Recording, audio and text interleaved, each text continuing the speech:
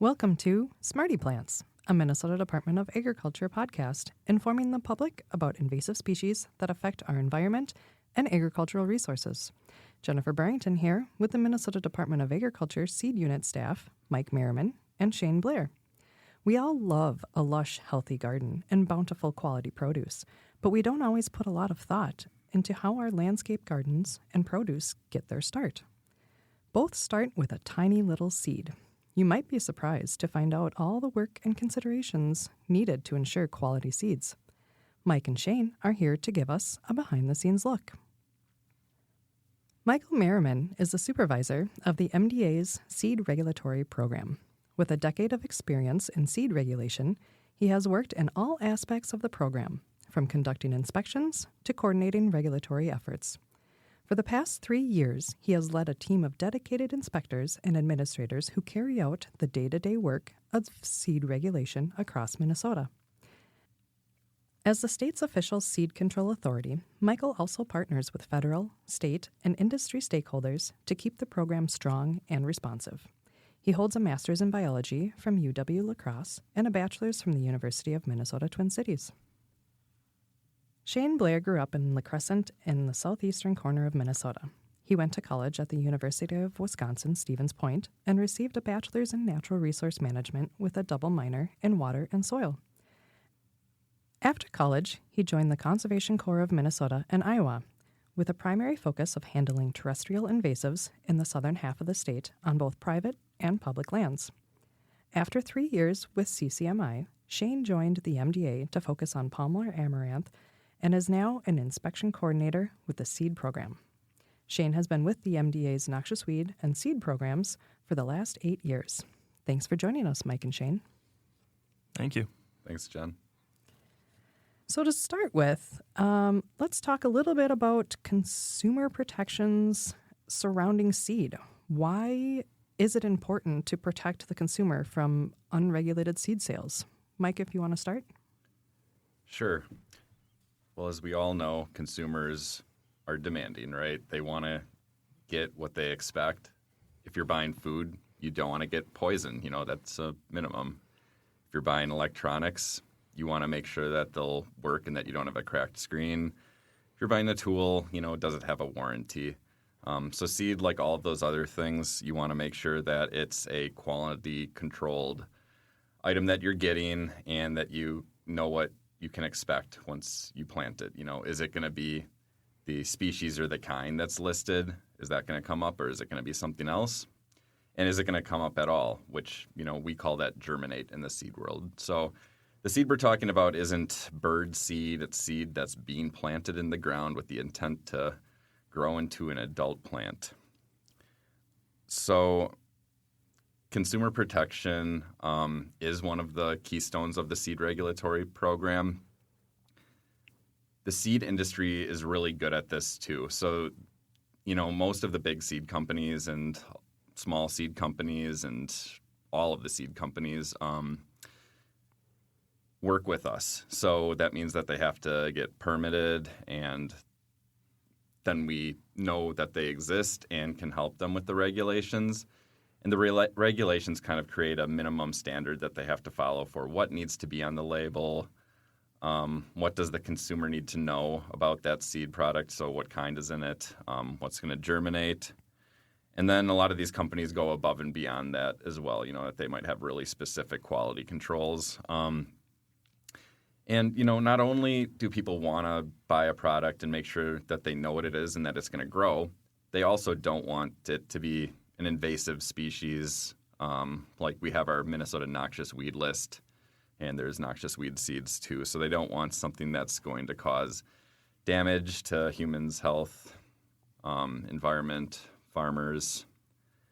So consumer protection is kind of one of the keystones of the seed regulatory program.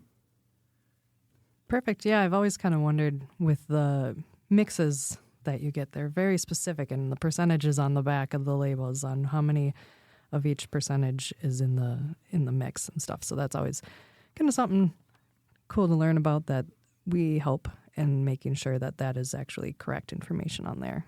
And the labelers also do that too. So How does the MDA ensure that seed in the marketplace is safe? What do you guys do to help ensure that it's safe? Sure, I can take the first stab at that. But Shane here is really our boots on the ground guy to talk about the direct experiences that we have with retail stores and the customers of seeds. But yeah, inspections are a big part of it, where we're going to locations and we're checking those seed labels to make sure that the company has labeled everything according to law and that product is up to date and that the retailer is handling it in a way that's not going to affect the quality of that seed. But we also, do direct communications with all of the seed labelers. I think maybe I've mentioned that word once or twice, but that's really the main group that we work with. So those are the companies that get the seed products, I guess you could call them. So those would be farmed products. So let's say, we're looking at a grass seed mixture at the Menards. That grass seed mixture will have a list of a bunch of different kinds in there. So in the seed world, kinds is the word that would be used for species. So we're looking at Kentucky bluegrass, we're looking at annual and perennial ryegrasses and multiple different varieties of things as well. You're looking at varieties of these kinds that maybe do better in the sun, things that do better in the shade, things that come up faster to create that cover and that below-ground biomass that prevents erosion, but then some things like Kentucky bluegrass that take a longer time to come up and develop that below ground. So that's why it's really good for grass, for example, to have a mixture. But all of those different kinds that are in there came from somewhere. So that's kind of the seed production chain that we're looking at. So a lot of that stuff is produced in Oregon and Washington State, and there is some production in northern Minnesota and some other states as well. I actually had a pretty cool tour this summer where I went with the seed control officials to Corvallis, Oregon, and we were out in the fields watching the harvest happen with grass seed. So here in Minnesota, if you're looking at seed production, you'll see fields of corn, soybean. I don't think we really produce too many other kinds of specialty crops here in Minnesota. But out in Oregon, they're producing seed for grass. So that's all a specific variety or known genetics where you're looking at the field and they put in the work to make sure that there's not weeds growing in that field. And then they're combining it, they're gathering that, they're cleaning it. They are sending the cleaned product, a small portion of it, to a lab to be tested so that they know what quality is. And then they label it based off that quality. So then you've got one of those seed kinds, that Kentucky bluegrass, a giant batch of it. So a company might want a portion of that to put into a mixture. So they'll be working with all of these producers and these owners of these genetics and varieties to create contracts. And ultimately, it shows up in a bag, and there's a kind of tracking system, a chain of custody that looks back to that seed being harvested and that it was true to that variety. And a product goes onto the shelf with kind of a known germination, a known amount of each kind. And the lab would also test if there's any weed seeds or other crops, things of that nature. And that quality, we usually know what's in the bag already, but it can change over time. That germination, it's sitting in that bag. You don't want it sitting in a hot warehouse. So that's why our inspectors go out there and they take samples of things. They go to our accredited lab and we check that the quality is still there so that people are getting what they paid for. Because seed, if you've looked, nothing's cheap nowadays, but seed is definitely not cheap, and you usually get what you pay for. So inspections are a big part of it. We permit so that we can know who the labelers are and so that they can contribute funds to our program. We have 5 inspector district areas in the state right now. We're going to be actually expanding that soon. And then, we have the labeler communications that we work through with permitting. So that would be education and outreach at the highest level. And then it goes all the way down to the boots on the ground inspector level with that education outreach as well. And we have administrative staff that handle the permit and the labeling requirements and things like that with the seed labelers. And then I guess one other thing to add, I'm the Minnesota State Seed Control Official. So there's every state has some sort of a seed law. a lot of them are very different. So it's important, to know that as well, that there might be different noxious weed seeds, different germination test date requirements. And then there's also a federal seed act as well. So the USDA also has some oversight on seed control. So these companies do have a big challenge moving their seed, through that interstate commerce. And yeah, I think a lot of the companies that have succeeded over time are the ones that work with us, and we have a good relationship with them as well. And they work with all of the states, and they work with retailers who are kind and listen to our inspectors. Shane, what do you think? Did I miss anything? No, I think you hit it pretty much on the head. I mean, there's a lot that we look at. There's a lot not just physical labels and stuff, but we do records, inspections and stuff, and I can get into that too. But yeah, so Shane, go ahead. If you want to kind of give us a few of the key things that you look for during a seed inspection when you actually go out in the field. So we start out, our primary focus is agricultural seed. I mean, that's like the big thing here in Minnesota, corn, soy, there's sugar beets, etc. We start out with agricultural seed, and we go and we look at labels. We look at, within the label, there's test dates to see if the seed is expired, ripped bags, making sure that there's the purity, noxious. There's a whole list of stuff that they have to look through. But we can also do what's called an audit. We can do a records request. So we can see, where was the seed grown, make sure that the whole chain of custody thing was there. We can make sure that they have a file sample if need be, etc. But the primary thing that we're looking for when we're at a site is just the basic label. And if it's expired seed, that results in a violation. In the state of Minnesota, you're not allowed to sell expired seed. Different seed have different expiration dates, so that's the thing to keep in mind. But the big thing is, test dates and making sure that what's required on the label is what we're looking for, and it's there. Thanks, Shane. So what are some of the key differences between home use, like seed packets that people pick up at box stores, and commercial use seed packets and like their labeling and things?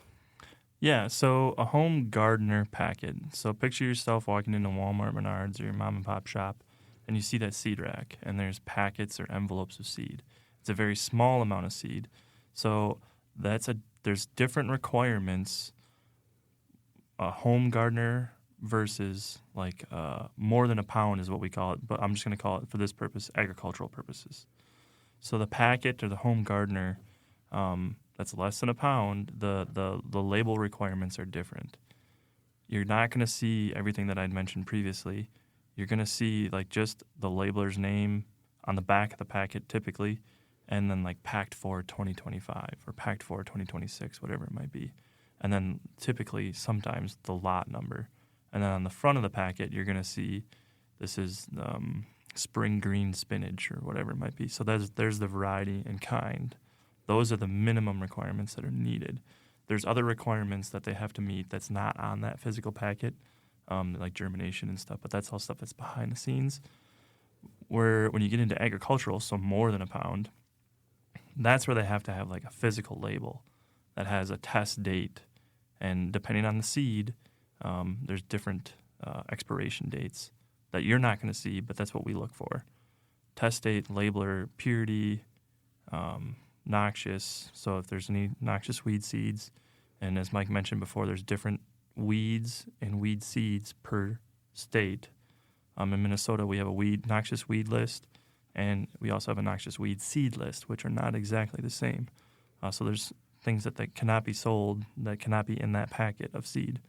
And then how many pounds. Some types of seed, you have to state how many seeds per pound there are. But that's, again, tailored towards agriculture. So there's a little bit different. There's a little bit of a difference when you get the home gardener versus the agriculture, but those are the main points. They also we come across new seed dealers, people that want to grow seed and sell seed. So there's a whole nother avenue we can go down about PVP Title V. That's a protected variety. That's somebody's intellectual. What's the word? Intellectual. Hey, there it we is. go. Intellectual property. So it's kind of like royalties, right? So if if I own that seed and you purchase it from me and then you grow it, harvest it, and then sell that seed without me knowing, that's a violation, So we call that brown bagging. The comparison or relation thing that I like to bring up for that is, when we were growing up, we'd all put VHS tapes in, and then you see that big blue screen at the beginning. The that gives you FBI that warning. FBI warning. Yep. Do not steal this property. So everything out there is owned nowadays, and all of these seed varieties are owned by somebody. So they don't want somebody kind of growing it off on their own and then, making their thing an uncontrolled product that's out there. So that is a big thing that we work with, too, through inspections is just, that people are not cheating the systems that are in place. Yep. So that plays right into what Mike's talking about in the PVP stuff and the FBI warning. Not only do we look at labels and look at the seed that's being sold and the condition it's in and et cetera, but we're also collecting physical samples. So different types of seed require different amounts of grams of seed to be taken to be tested. And we take that and we test it against the label. So if a company is saying that it's 85% germination and it's 95% pure, we're looking into that. Now we do have there's a little bit of leeway, right, in the test results and stuff. But if it's something that falls out of that, then our regulatory side would then notify and we would talk and maybe educate or issue a violation, et cetera. So we're in the field on the ground looking, but we're also collecting samples. So that's a huge part. I think we roughly collect, in the last 3 or 4 years, the average is about 1,500 to 1,600 samples, which is a lot. And most of that is all just random. We're going to a site and we're taking we would like to take a representative sample of what's in the building. We don't go into a building and take everything. We just take a representative sample of all the different brands, kinds, varieties, whatever it might be.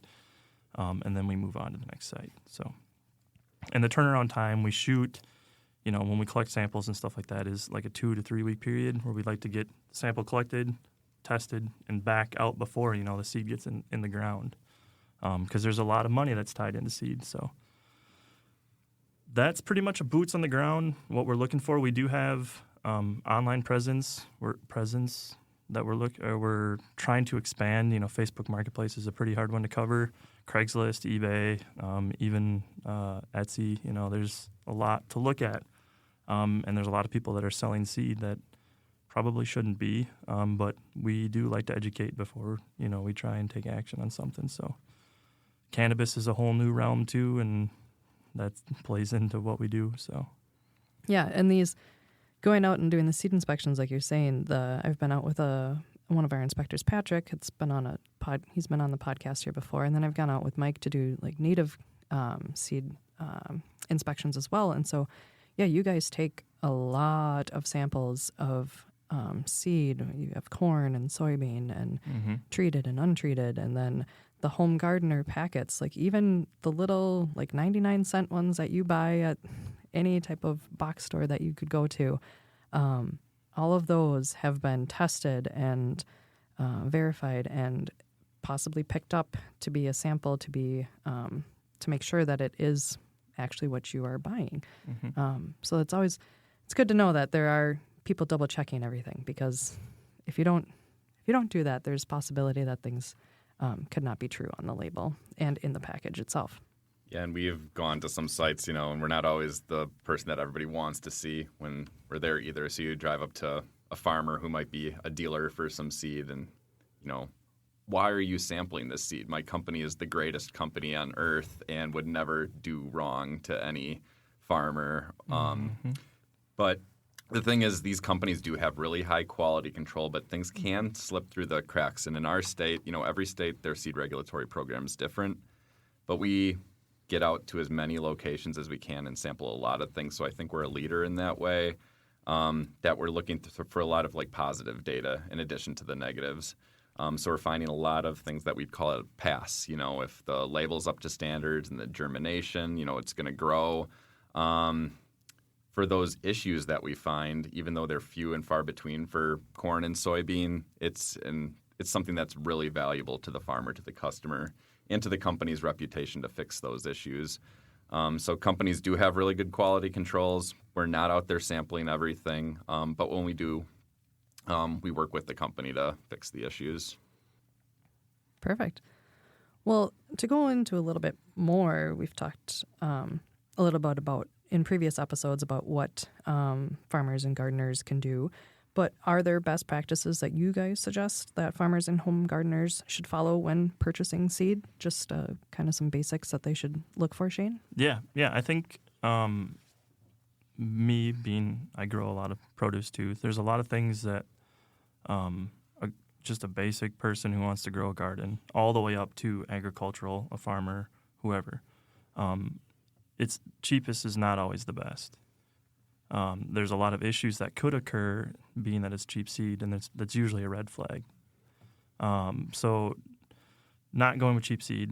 I'm not saying you shouldn't, just be wary. And then two, if the label has what's required. We have it on our website what a label should look like on the MDA webpage and the seed webpage. But making sure that it states the kind, the germination, or the purity, and even like where the seed came from. If it came from Shane Blair's establishment, there should be Shane Blair's establishment with the address. If it's probably somebody that's shady or a company that's shady, they probably won't post that.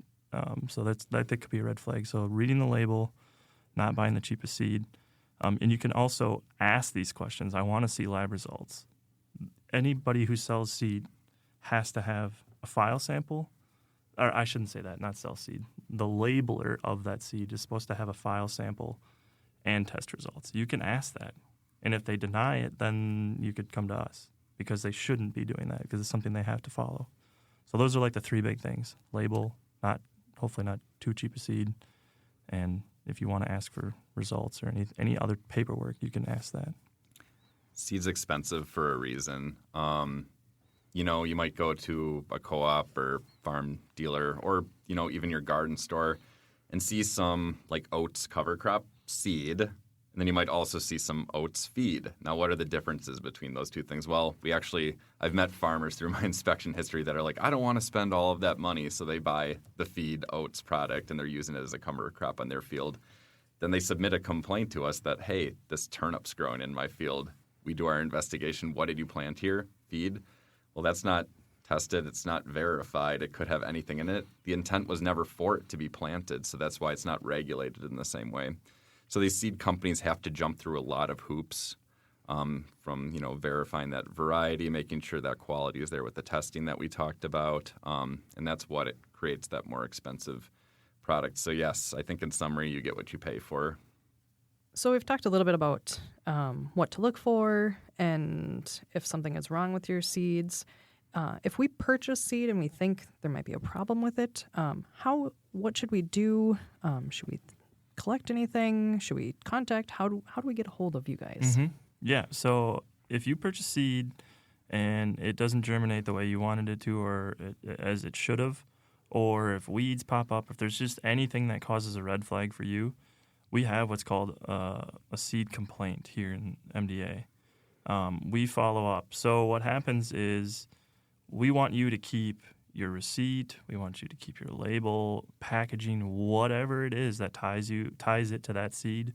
Hold on to it because you're not going to know when you purchase a seed and then plant it in the ground. How long does that take? It takes a long time. Yeah. So you're not going to know right away if there's a problem or an issue. So the best thing would be to not throw that stuff out and just keep it and hold on to it. And then once the seed is germinated, done its thing, and then you see if you're happy or not, that's when we would take place. So we do have a website, and it is... their website is www.mda.state.mn.us/seed, SEED. Will be the website for the seed program in general. Yep. So when you get to that website, there is a seed complaint form. You click on it. It's a PDF, and then it'll ask all the questions. And I'll just reiterate. Let me back up a step. When you file a seed complaint form or when you issue one, it's completely anonymous. So there's going to be questions in there like, what is the name of the seed? What's the brand name? Who's the labeler, et cetera. All of that is completely anonymous. So when you fill that out, that PDF, and then you attach it to your email, and you send it to seed.mda@state.mn.us. That's our email address. You send that PDF or that seed complaint form to us, and then we'll take it from there. We'll let you know that we've received it, and we'll follow up with it. So from there, then we do our investigation from there. Hopefully, all of the information is filled out because we're going to ask for the label. We're asking for a picture, receipt, whatever it might be that's on that PDF form. That's what you can do if you find a problem with your seed. Perfect. And so to kind of bring up some of past seed problems that we've seen in the U.S., in 2020, hundreds of people started reporting that they were receiving random packages of seed that they either didn't order, that they didn't know what they were, in the mail. And so, Mike, if you want to start us out here, can you describe more of what happened with all of these mystery seeds? Thanks, Jen. Sounds good. Wasn't sure I wanted to ever visit this one again, but I guess it's good to talk about hard things from our pasts to get past them. And you mentioned hundreds, and that was just in the state of Minnesota, right? We had over 600. I guess you'd call them mystery seeds or unsolicited seeds. I can't remember what the official diagnosis was that USDA gave it. So we saw hundreds, and around the country we saw thousands. And what was happening was in the height of the pandemic, after or before murder hornets, I think, mystery seeds became the new monthly exciting thing. So people, it was kind of a perfect storm of tons of things happening. People were wanting to get out and gardening, get out and start a garden. So they were stuck inside, and it was an exciting new hobby that they were looking at. So the vegetable industry got absolutely slammed. So some people were ordering seeds, and I think some strange products were received. But a lot of these seeds that people received as well were unsolicited, would be the word, which means that the person didn't or said that they didn't order them. And then they received a package in the mail and didn't know anything about it. Not only that, but most of these were also from foreign countries, mostly overseas from Asia. And that packaging kind of indicated that. So it would show packaging from China, Turkey, all these other locations, and they were not ordered. So I think let's focus on just the fact that they, weren't ordered by customers, and that they were unverified products, I think, is another thing. So these were coin envelopes in a lot of cases, or strange packages that came with little souvenirs inside of them, like little plastic glasses or keychains. And there were seeds that were sometimes visible, like a Ziploc inside of them. And all the things that we just talked about through this podcast, the labeling, the testing, the quality controls that companies go through, getting permitted by the state, inspectors being able to go to retail locations to verify the quality of these products before they finally get to customers. None of those steps were followed. So, a similar situation would be, commercial feed, or if you're buying a product that's not really supposed to be seed. It's cheap. It was not tested to make sure that there's not noxious weeds in it. You don't know what the kind is. You don't know if it'll germinate or not. So these customers were receiving things that, in the least harmful scenario, just would be dead seeds that didn't germinate, or maybe not even seeds at all, just looked like seeds. In the worst case scenario, could be talking about this massive organized bioweapon of noxious weed seeds that were sent to the U.S. and could be, I think some conspiracy theorists were talking about that. Yeah. Or even like pathogens, or diseases. Yeah. There's a lot of things that seed can carry. That's so true. That's another thing that's concerning about it, is that there's pathogens and noxious weeds, that they could be these plants that would just start taking over. Thanks for bringing that up, guys. That's a really good point, too, because I'm only, my expertise and all I'm talking about is the scope of the Minnesota seed law and those seed regulations, which really is just germination, what is the seed, and, noxious weeds or not. But we have, an export program that we work with where if we're sending something out, it has to be verified that it's free of pathogens, and they do lab testing for that. Soil pads. Yeah, Yep. soil, no insects, things like that. So we require the same of other countries sending things into us. It's checked at customs a lot of the time. So these are products that made it through. Yep. And we talked a little bit about why it's concerning. I mean, we've mentioned noxious weeds. There could be other plants, other diseases and stuff. But why? How do you think the MDA and other agencies, or how did the MDA and other agencies respond to this problem? I know we worked a lot with the USDA. If you want to kind of go into more details, Mike. Yeah, it started small and grew really, really fast. So we started with our internal seed team, just receiving some of these complaints and putting the pictures into a folder, following the same complaints process that Shane just went through. And it quickly grew beyond our capacity. So we started recruiting people from the entire division and started working with USDA, came up with disposal and reporting guidelines, and eventually created a survey that was available for people that had this complaint that gave disposal instructions and instructions on how to report it to us so that we could have a kind of visual of what they received and get them to send it into the USDA. So the USDA did the screening on a lot of these products and in the end, determined that they weren't intentionally harmful things that were sent into the U.S. So that's good news. But it was a pretty big undertaking because we're talking over 600 in Minnesota seed samples and then lots of other states.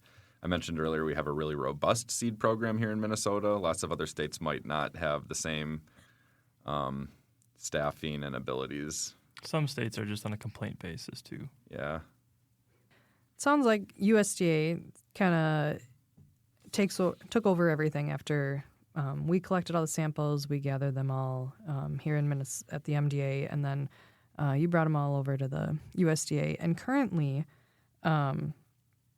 people can still find information on that. Did the USDA have any theories as to why these random mailings were happening? The main theory that I think is published online is that it was a brushing scam is the word. So if you go to Amazon or Etsy or these other places where they have a lot of vendors selling products, people, first you'll scroll through and you'll look at, okay, what's the rating? How good was it? But then also what's the number? I think is very key to make sure you're up front and center and what people are going to want to buy. So they were using... The theory is the brushing scam is that they're verifying shipments so that they can boost reviews for something. I'm not sure how that works exactly. But seeds, I guess, if they're not a verified product that's tested, are a very cheap thing to send, because these were not actually seed companies that were sending these over and why it was kind of also beyond the scope of our program. Yep. Yeah, they're just little packets of couple dozen little tiny seeds in a little little baggie. So, yeah. Yeah, I use all the websites and shop online and stuff, and I never got no mystery seeds. I know. I felt kind of left out. We weren't one of the 600 in Minnesota that got them. Yeah. But I've been with the seed program for over about 10 years now. And when I started, I was an inspector. And one of the first cases actually that got referred to me was a complaint from a concerned woman that she received an envelope just like this. So it's still happening now too. We're seeing handfuls happening here and there. So I think it's something, brushing scam or not, unsolicited seeds from different places around the world have been coming into the U.S. for probably multiple different reasons. Yeah, it seems to be every year since this happened, this widespread in 2020. Every year, it seems, even in the report of pest that I help triage and stuff, is that there's a couple that pop up Mm-hmm. that come through. And I mean, it could happen. There's all these accidental shipments, just you add it in, anything like that. So, so what should you do, because it's still occurring? What should people do if they get random seeds in the mail, or continue to get them, or have them show up here this spring? And one of the ways you can contact us, like I mentioned, is report a pest. So along with the seed email address, you can always email us at all one word here, reportapest@state.mn.us. And then you can also visit our website, like I've mentioned earlier in the podcast here, the seed website, and you can find their seed contact information there too. And Shane or Gargano will probably get back to you. Well, thank you, Mike and Shane, for teaching us a lot more about seed and all the work happening prior to planting to make sure the seeds we buy are what we want. This has been Smarty Plants, a podcast from the Minnesota Department of Agriculture.